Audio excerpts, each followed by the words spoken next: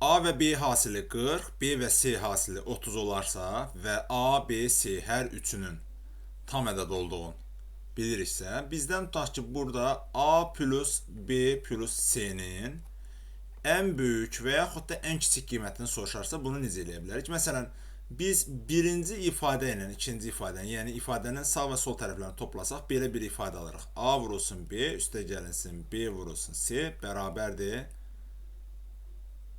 40 üstə gəlinsin 30, yəni 70-ə. Və buradan B-ni ortaq vuruq kimi mötərizə xaricdən çıxarsaq, A plus C bərabərdir 70 alırıq.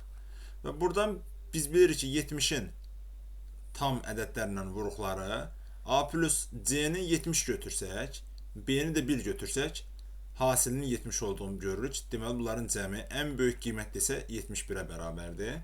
Tam ədədlər demişdik ki, həm müsbət, həm mənfi ola bilər. O zaman ən kiçik qiyməti soruşsa, deyərik ki, A plus C mənfi 70-dir və B də mənfi 1-dir və o zaman bunların da cəmi mənfi 71 verir. Yəni, bu tip misallarda bu qayda ilə həll edib tapmaq mümkündür.